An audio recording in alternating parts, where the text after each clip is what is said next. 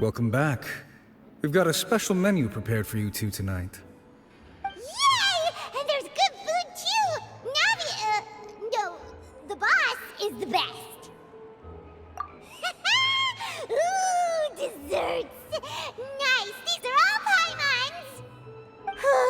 Paimon's already starting to forget what happened today. Oh, that voice. Is that who I think it is? Huh? It's you two. What are you doing in Fontaine?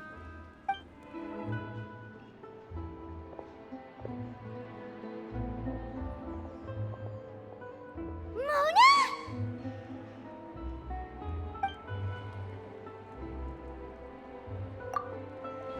Seriously, nobody just uses a scry glass whenever they've got time to just see who they'll meet on the road. Still, we didn't expect to see you here. Wait, you're not a Fontainian, are you, Mona? Well, I have some business to attend to here, so I booked a hotel in the city. I was just out for a stroll when I bumped into you. Quite unexpectedly, if I might add. Why did you think I was from Fontaine, though? Is that because Magistus doesn't sound much like a Mondstadter surname? Yeah, let's go with that. Well, I used to have my own surname, which was, well, some other thing. Either way, the old hag told me when she took me as her disciple that the first step to being a great astrologist's pupil was to change that name. There was nothing for it, really. She really is amazing at astrology, so I changed my name to what it is now according to her wishes. To my surprise, however, Magistus is not the name of some ancient house or clan. It isn't? Nope. Although it is used by us in place of surnames, it generally just means great. Wow! Imagine including a boast in your name. Wait, are you gonna have to put that into your genealogy as well? I reckon so. In any case, I'd give my disciple a name like this as well, if I were to take one. Astromancer Barbeloth Trismegistus. Whoa, that's a long one. Does it also mean great or something? My name means Mona the Great Astrologist. As for the old hag, hers is, in plain speech, the thrice-as-great Scholar of the Stars. Just take it as a title specific to astrologists. Thrice as great? That's so petty. I know, right? That's just how she is. She used to call herself Magistus, actually, but when she took me in, she changed her name to Trismegistus. Talk about excessive. Magistus is thus the calling card of our school, so to speak, which makes it about the same as a surname. It's all right if you don't get it. You can look into it further should you need to study astrology more deeply. That sounds terrible! But anyway, you're not Fontainian, are you, Mona? You're from Mondstadt, right? Well, I was born in Mondstadt, yes. My parents migrated to Dorman Port, and I traveled with the old hag for a while, after which I settled down in Mondstadt City. Oh, that's a good thing then. At least we know you won't be dissolved by Fontaine's waters. Speaking of that, I'm sure you're aware that a bunch of things have happened here in Fontaine, right? I know you're not a local, but I'd avoid getting too close to any water that looks strange all the same. There's something ominous about it. Well, the water, I mean. That was the main reason, yes. Just a while back, the Steambird invited me to take part in a panel and speak about the circulation of the prophecy as an astrologist. The invitation was sent quite early on. I don't think anyone expected Fontaine to be in this much trouble. What do you make of that prophecy, Mona? Just tell us what you think as an astrologist. Your word would go a long way to make things more certain and less scary. What I can tell you is that I'm an astrologist, and that this prophecy concerns the fate of Fontaine, even that of Altivat. Ascertaining this is akin to reading the fortune of the whole world. I'm afraid that this is not something that just anyone can do. If I could do it, you would no longer call me an astrologist, but a visionary. But on the flip side, the prophecy is so huge and powerful that it must surely come from a powerful visionary. Its contents involve the fate of the world. Disregarding it would be a mistake. A visionary? Sounds really powerful and all, but does such a person really exist? Of course. The old hag could do it, and I'd bet there are others amongst those Hexenzirkel colleagues of hers who could do something similar. Huh? Are you sure? All right, I'll help you. It isn't often that I see you with such a serious look on your face. I'll tell you once I hear back from her. Thanks, Mona! You're amazing as always! Oh, well, this is something only I can do after all. So yes, your praises are quite welcome. That's the greatest of astrologists for you! Of all the people we know, you know the star's the best! Indeed, indeed. That's the spirit. Oh, sorry. I came to see what all the commotion was about. If there's anything you need, do not hesitate to inform the Spina di Rosula. Oh, whoops. Guess we were getting a little too carried away there. Well, I'll go tend to my own business now. If I receive any news, I'll be sure to come find you two again. And there she goes, quick as rushing water. And here we are with the Spina guy giving us suspicious looks. If Paimon hadn't spoken for you, it'd be you getting all the weird looks! The things Paimon does for you! That's more like it.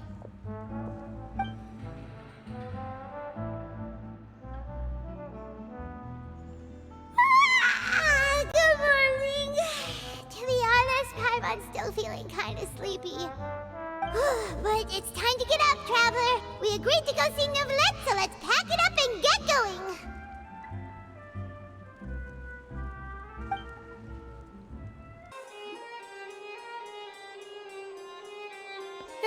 You're here! Finally! Is something wrong? Monsieur Neuvillette and Lady Farina, they seem to have gotten into a dispute. Please go see for yourself.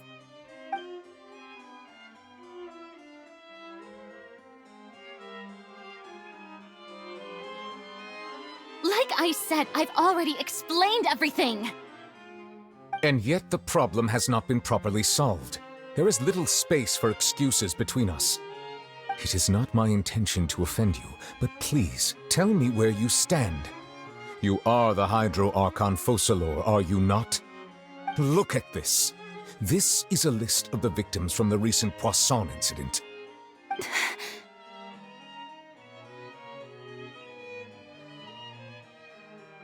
You mean... they're all... We did not arrive in time to avert this disaster, and I will not have it happen again. I will say this once more. You must tell me everything you know. Yesterday, I found 3 stone slates in some ancient ruins near Poisson. Do you know anything about those? Seriously? You're questioning me like this is a court case now. I don't know anything about that. But you found them in some ancient ruins, you say? That's correct, which is why I came to ask you some questions.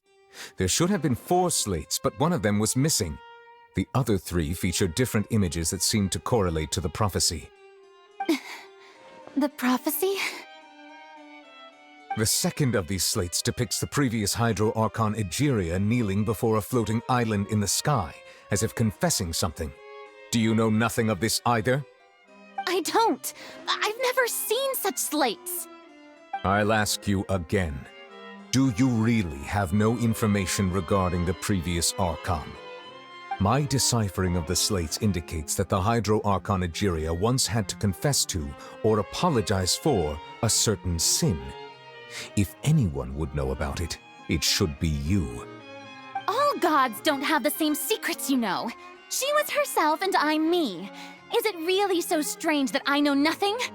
I understand your concerns, but I'm sorry. I just don't have anything to tell you.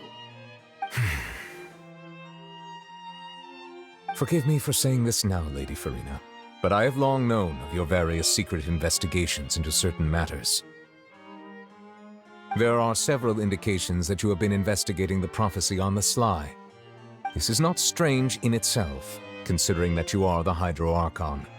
But it is strange that you should also claim to not know any of Egeria's secrets, as well as do nothing following your inquiries. You have never been as superficial as you have presented yourself to be, nor are you a fool. And yet, your behavior is very inconsistent.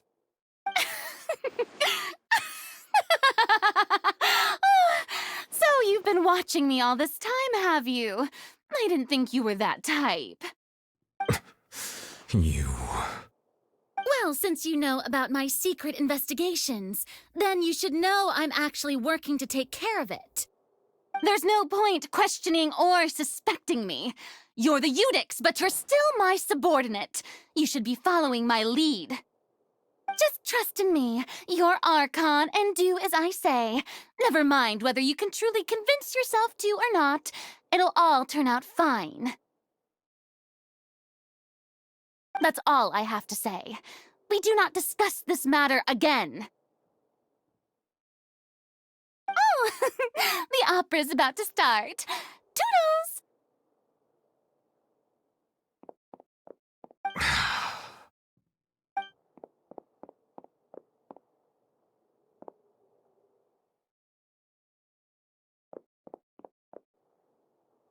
Did Farina not notice us standing by the door? Wonder what's up with her. She was smiling. She didn't seem in the mood to care if we were listening in or not. I assume you've been outside for a while now? Oh, you noticed. Seems Farina didn't even realize we were here. She was in a great panic, though I cannot discern the reason. Our discussion reached impasses time and again, a state of affairs that we cannot allow to continue. Still, I do not understand. Dialogue is the basis for understanding, so why did she keep refusing to engage?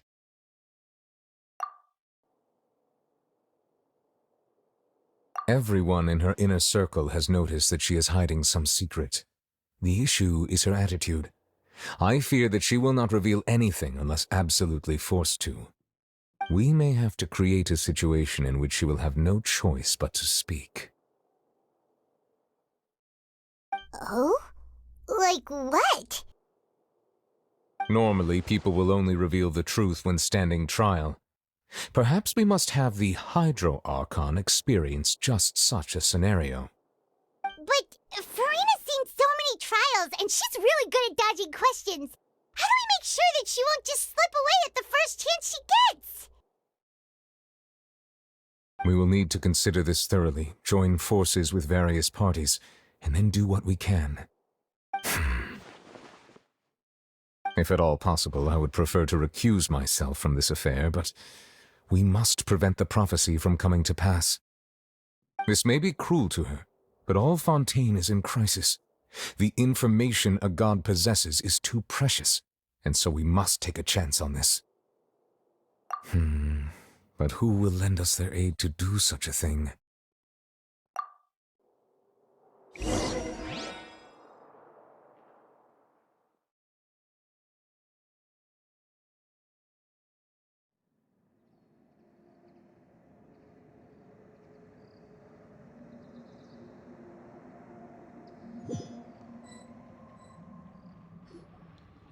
Well, that's everyone, huh?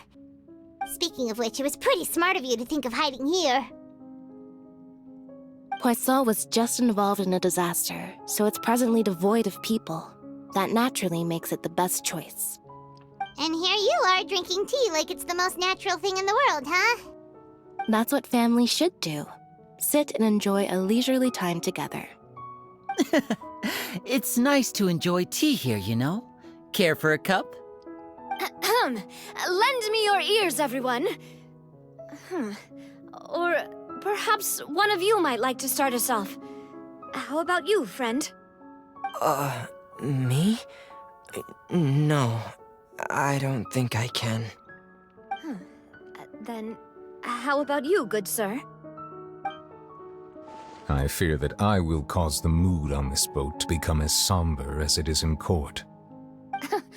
Well then, I guess we're lucky we've got a local like me to organize things. Wonderful, the spotlight at last. I guess I'll be facilitating things from here. That was a little long-winded, don't you think? Oh, you might be right.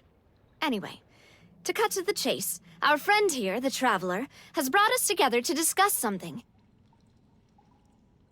As for what that is, well, let's start by saying that we'll be pooling our efforts together to create a series of traps. Oh, how intriguing. Well, it's just an expression, really. One that I just learned from Chlorand, and used on the spot. So, let's invite her to explain in detail. A round of applause, please.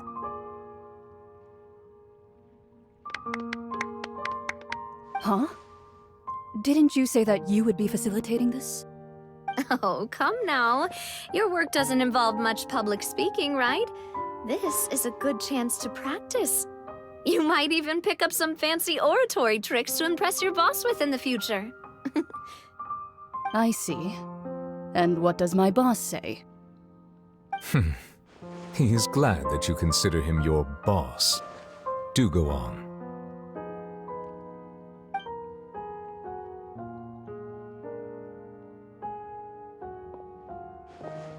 In that case, do any of you have experience hunting?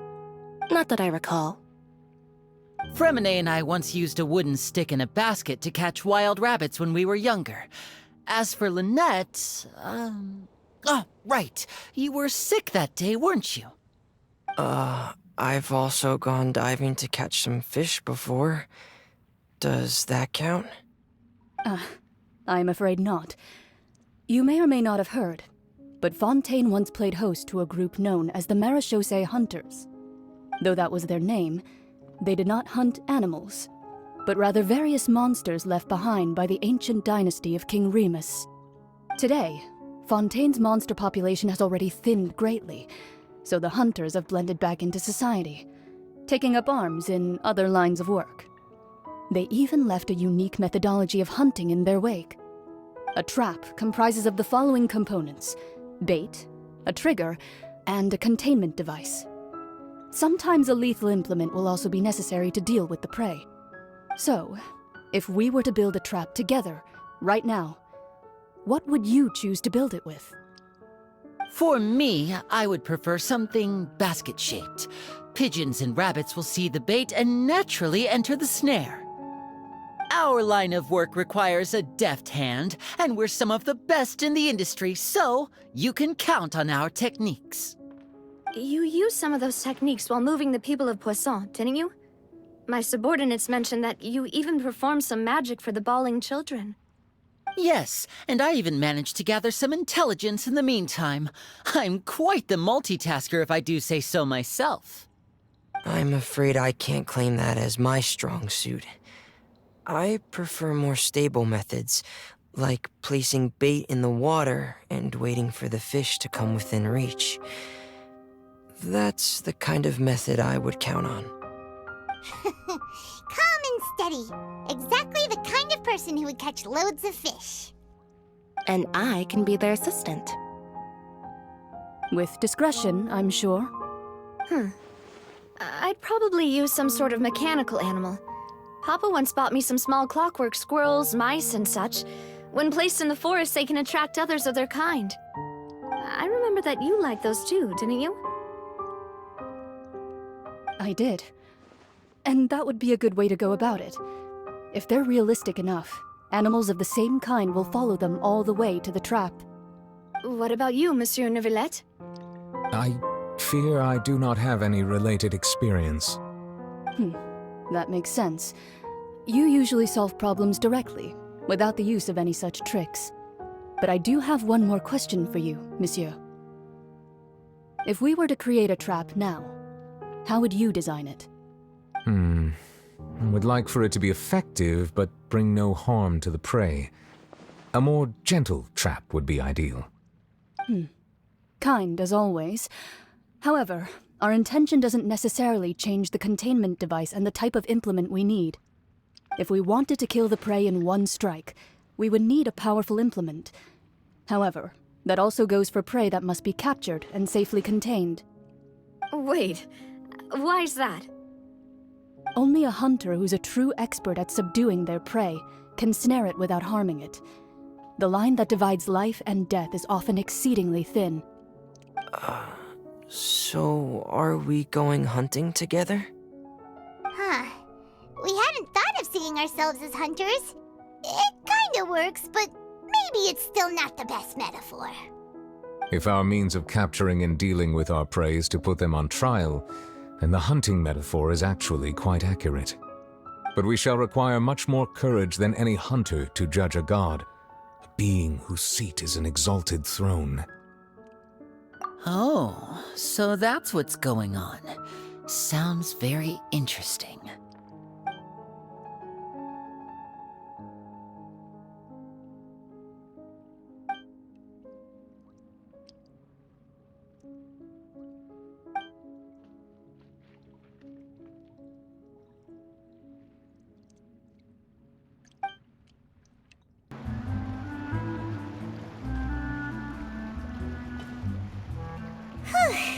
It's been a tough few days, hasn't it? So much has been happening. Paimon didn't think the meetings would go on for so long, but everyone seemed pretty fired up, huh? Paimon thought they'd be at least a little frightened. Well, Fremine was, now that Paimon thinks about it, but everyone else just looked a little surprised. Well... It's hard to say. Paimon doesn't have any experience with this sort of thing. But with you around, Paimon sure will do great. After all, you're the most reliable person in the world, aren't you?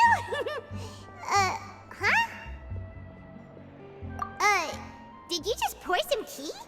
Paimon didn't notice you doing that at all. Then what's that? Paimon's never seen that cup before. Don't be frightened. I'm just joining you two for tea. I merely refrained from saying anything till now. Who's that voice? But there's no one here. Ah, have you forgotten me already? Wait, you are familiar. You're the voice we heard from the sky in Sumeru. The voice from the sky, I fear that description is wrong. Though, not completely wrong. You're feeling lost now, just as you were feeling previously. I sensed that confusion and thus came to you. Guiding people is an irresistible hobby of mine, after all. Consider me a passerby, just accepting a commission from my friend's disciple on a whim.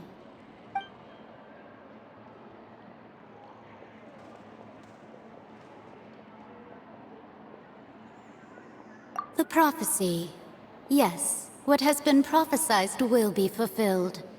You may view such things as the history of the future. What? Then is there any way we can stop it?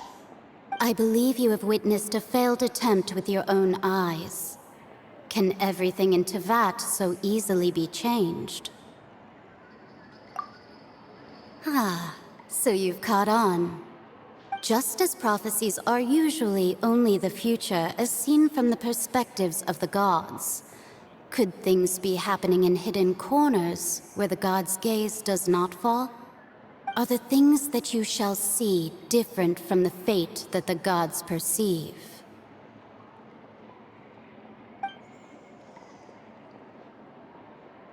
What is she talking about? It all sounds really impressive and important and stuff, but it also sounds kind of scary.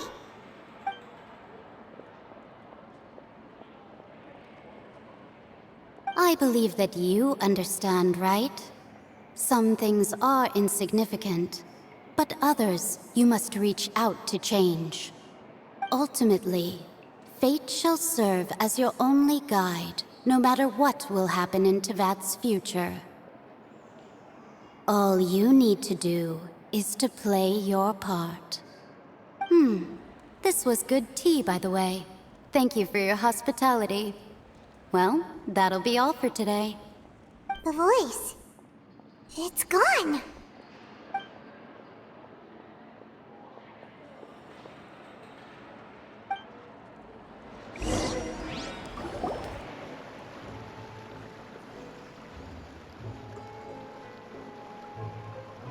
What? I want to hear someone talking. All right, coming. Hey, it's you who's getting lazy, okay? Well, I see I've walked in on some lively banter. Luna! Fine, just fine. I went to take part in that Steambird panel. It turned out to be more interesting than I expected. Not all Fontainians are pessimistic about this. One journalist mentioned that sitting around and waiting for the end to come would be wrong, and that they should make their own rescue preparations.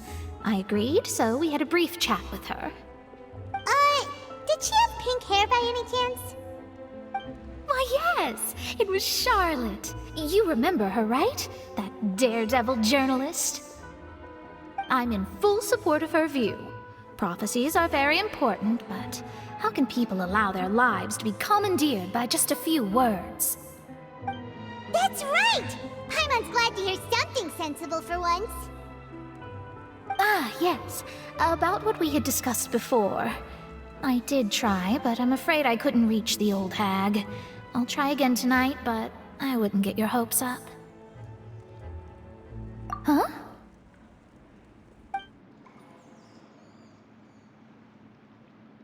Goodness gracious. Are you serious? She said that even the god's gaze has blind spots. Pretty bold if you ask Paimon. Most people would believe the gods to be all-knowing, right? The Hexen Circle members are certainly anything but ordinary. As for the mage named N, the old hag has mentioned her a few times. She said that N's sense of direction is incredible, and that she loves guiding those who are lost. But I've never met her, and if she were still alive, she'd be... well, suffice it to say that the hag's at least a few hundred now, and N's been around for longer than that. Whoa. The Hexen Circle sounds like a scary group. But they must really stay in shape to live so long. Their abilities alone are pretty terrifying. If she came to see you personally, then the problem you're facing must truly be of great importance. Well, it's not like Paimon could understand anything she said. Yes, she was quite cryptic, but I suspect she means that there is still a way to turn things around. She didn't say when or what that would be, though, so... perhaps it is something that you cannot know right now.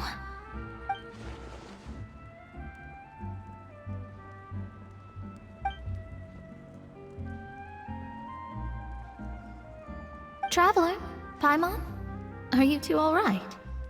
Oh, we're fine. We're just a little down right now.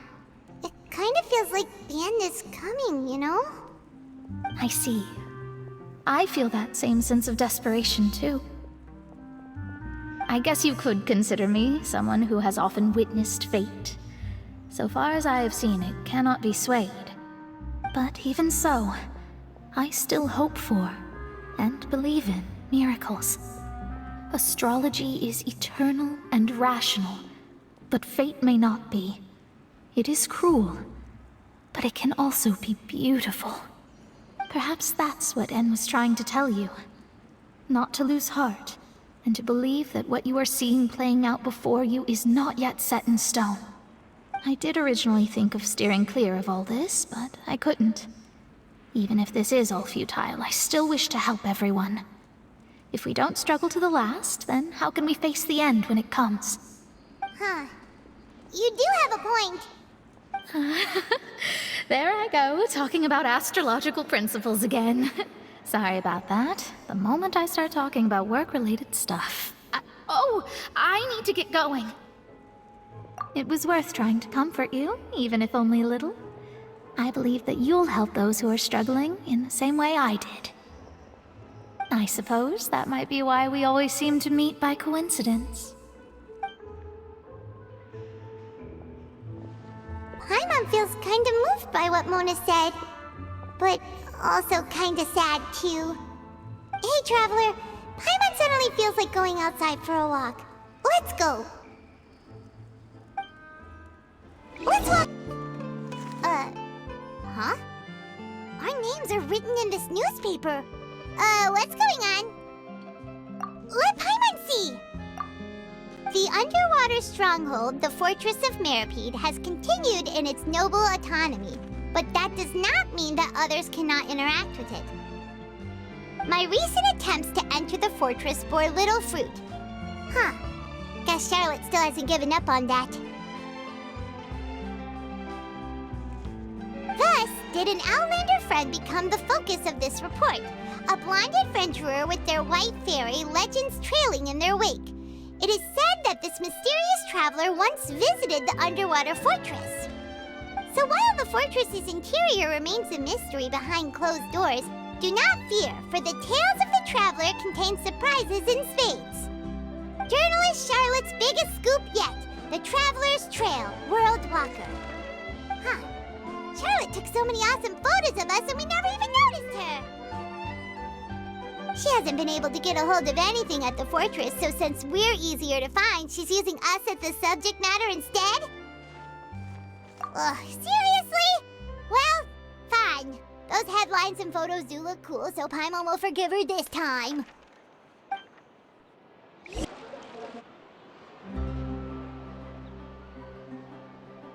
We're here! Paimon's hungry. Should we go in and get something to eat?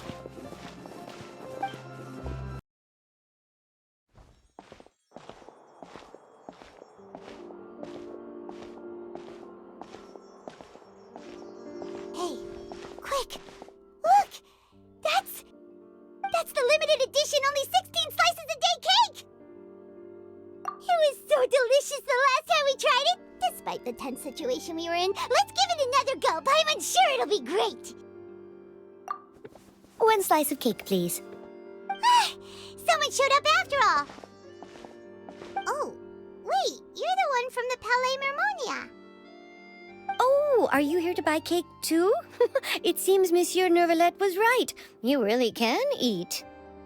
Wait, did he really say something like that? That's right. Even he has his own preferences when it comes to food. As for me, I love the cake and coffee here. Do you come here often? Usually every day. Every day? It's part of my daily schedule, apart from work. I shall have my cake and coffee. Then what if someone told you one day that this place would be closing soon, and you wouldn't get to eat cake here anymore? What would you think? But why would it close? Well, Paimon doesn't know either, but maybe the waters will rise tomorrow. You know, like in the prophecy. Oh, the prophecy. To be honest, I haven't paid much attention to that. No, still, even if there'd be no more cake tomorrow, that wouldn't keep me from having some today. No, it's the same for eating in general. You might not be able to eat tomorrow, but if you can do so today, then you should carry on. That's what people call living, you know. Huh. Don't be sad. Excuse me, could I have 2 more slices of cake to go? These 2 slices are for you. Sijuin said that this kind of expression you're making is what humans call being sad. Oh, you know Sijuin? I sure do. She was born before me, and she sometimes comes to the surface to teach us things about humans. She said that humans are creatures that are saddened easily, yes, and you can only lift their spirits by feeding them delicious food. So please try the cakes here. I've got something else to do, so I'll be going now. You two try to stay in a good mood after eating, all right? Bye.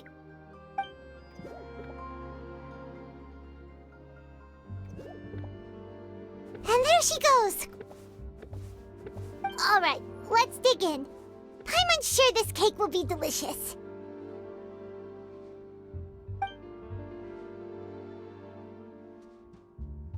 It's more delicious than last time, and the flavor gets even better with a sip of tea. It sure would be nice if we could come again tomorrow. Sure would be nice if we could always eat delicious food here. Wow! If it isn't the Traveler and Paimon! Oh, have you seen the article I wrote about you? Ha! You've got some nerve! You just used us to make some quick mora! Oh, you needn't worry about that. I heard that you were in Poisson some time back, so I sent you a letter to discuss just that. It appears you didn't receive it, though. It's all right, though. I've set aside the amount intended for you. I've even set the table with some food. Really? Oh, you're the best! You're almost a little too easy to win over, Paimon. If I were a journalist with ulterior motives, you'd be in trouble now, you know. Oh, Paimon knows you're not like that. Still, what brings you here all of a sudden? Were you looking for me? When Mona mentioned you, we thought of coming to see you at work. I see. It seems you've already bumped into Mona here in Fontaine. So she mentioned me? What did she say? She said that you're a real daredevil of a journalist. Nice. In which case, can this daredevil journalist dare to request an exclusive interview with the legendary Traveler and Paimon? Huh? So your article in the paper today doesn't count? Oh, of course it doesn't. That was more like live photography. What I'd like to do is dive deeper and ask you to talk about the things you've seen and experienced. Yeah, are we even qualified enough? Why not? If I say you're worth an interview, then you're worth it. But not right now, of course. I'll need a few days to prepare. Oh, in that case, we'll just chat when you have the time then? Oh, so that's a yes? Ooh, splendid! I'll tell the editor-in-chief immediately. I'll have to apply for lighting, a venue, some props, and... Whew, so much to get done now. Talk to you later. Wait, Charlotte, Paimon's still got a question for you. And what's that? If, just for example, Fontaine were to be flooded tomorrow, what would you do today? Huh, that's the prophecy you're talking about, isn't it? I mean, I do hear about it often, but I've never once thought that the day could be tomorrow. If you're seriously asking, then I might try and think of a way to leave Fontaine. Oh, but I'm still a journalist first and foremost. That means I have a duty to be reporting from the scene. And secondly, I wouldn't forsake my homeland that easily. From what I've seen, most people don't know what they'd do should the worst come to pass. In truth, it might be better just to behave like normal rather than worry over such an end. So in all likelihood, I'd probably still be prepping at the office for that interview of ours. I know what you're thinking. That sounds a bit sad, but I've always believed that it's best to do what you enjoy. Just think about it. If this nation really were to be suddenly destroyed tomorrow, but I still successfully finish an exclusive interview with a truly unique person, then the story I would wind up writing would truly be timeless. And then do you know what I'd do? Well, I'd write that story, send it for printing, and use messenger pigeons to get copies out to the various nations as soon as possible. I'm not a dreamer, nor am I a workaholic, but I do love my job, and I'd be proud of leaving such an article behind. I guess you could say that I was born to be a journalist. But anyway, that's my answer. And on that note, I'll get back to my preparations. That's so nice. All of a sudden, Paimon actually kinda envies her. Anyway, let's go and take a look at the sea, shall we?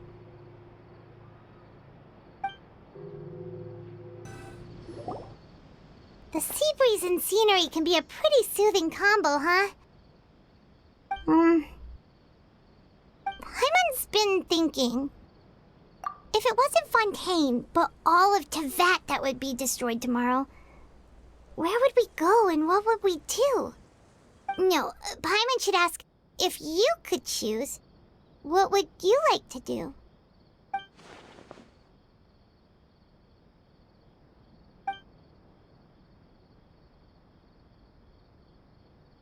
We've always been moving to the next destination, so we haven't spent much time thinking about these kinds of things.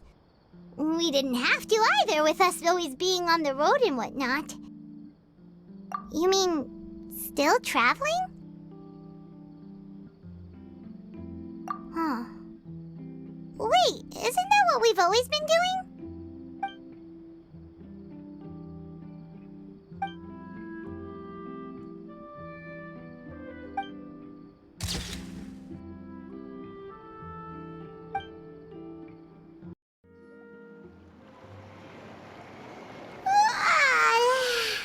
Feels like you'll grow mold if you stay here long enough.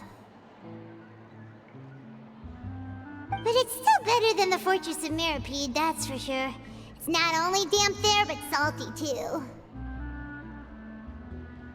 Ah, so the two of you are still here. Wonderful. Oh, you're from the Palais Mermonia, aren't you? Yes, I'm Isadora. Monsieur Nervillet sent me to look for you two before. I heard that afterward you went to the Fortress of Masquerade. Not at all. I'm well aware that you're friends of his. Actually, I'm here to pass along a message from him. Yes, inside the Opera House. The Maréchaussée Phantom has declared the incident a small-scale riot. A riot? Well, that said, I don't personally think it was that serious. Lady Farina was watching a performance at the Opera House, and while she was resting during an intermission, some other audience members suddenly started harassing her, loudly accusing her of doing nothing about the prophecy crisis. And before she could respond, others started to join in. The crowd continued to grow, and protests against the Hydro Archon started to break out. So people have started to put the blame on Farina. Guess they finally found an outlet for the pressure they've been under due to the prophecy. I agree. People will naturally rely on gods, as is customary. But the moment people feel threatened, gods are also the first to be blamed. So what happened after that? Is Farina okay? Seeing that the situation was spiraling out of control and that further argument was pointless, she claimed that she'd gotten tired of this and left in a hurry. The Maréchaussée Phantom had their hands full maintaining order and did not catch where Lady Farina had gone. Only when things had stabilized did we realize that she had gone missing. So, you mean she's still missing? That's right. The Maréchaussée has dispatched many people to search for her, but we don't have any leads yet. That said, I don't think there's much to worry about. She is a god after all. Even if she were to fall into the hands of rioters, what could ordinary people do to her? Good.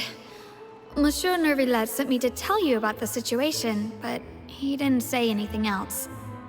Don't worry, this is more than enough to go on. Thanks for keeping us informed. Ah, is that so? Well, all right then. In that case, you two take care. I'll be heading back to the Palais now.